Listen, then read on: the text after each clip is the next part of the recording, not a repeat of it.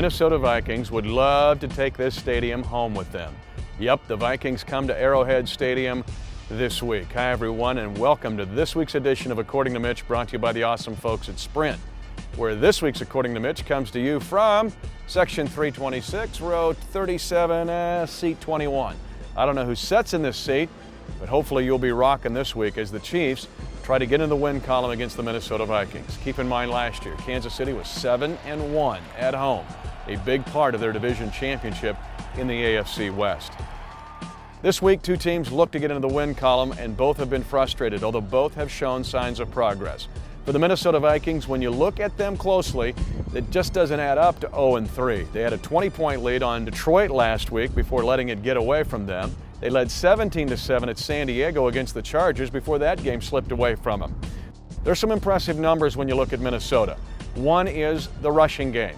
Minnesota, number one in the National Football League in rushing differential, meaning the rushing yards they have in 3 weeks minus the rushing yards they've allowed. That's number one. That usually does not add up to 0-3. Leading those rushing numbers, of course, is Adrian Peterson. It is AD, not AP, because AD stands for all day, back to his growing up in Texas. First of all, the guy nearly broke my hand when I first shook it when I spoke to the Oklahoma team early in his collegiate career in Norman. Then he re-broke it when I talked to him at training camp a couple years ago. There's still a couple metacarpals in there missing someplace.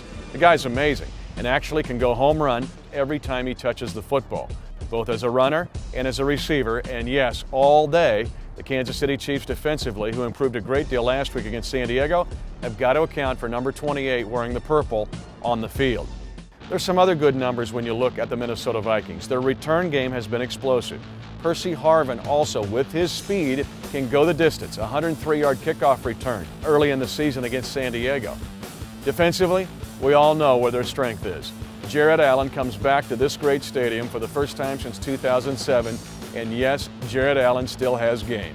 He's got 4.5 sacks so far this season and will be a huge challenge for Todd Haley, for Bill Muir, and the rest of the offensive coaches to account for him and keep him off of Matt Castle's back.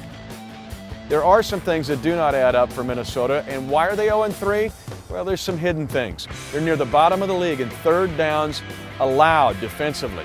They'll get teams backed up with a Jared Allen sack and then give them a 15 or 20-yard play for a first down, which can be crushing for a defense.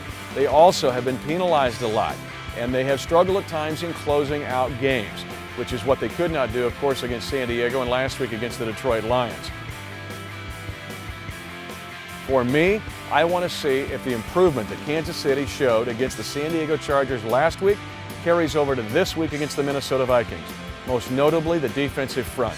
It is the best game Tyson Jackson has had in his 2+ years as a Chief. Kelly Gregg started to play like he did when he was with the Baltimore Ravens, and Glenn Dorsey thought he was back at LSU. They were outstanding in the front against a good San Diego offensive line, which has 3 Pro Bowlers.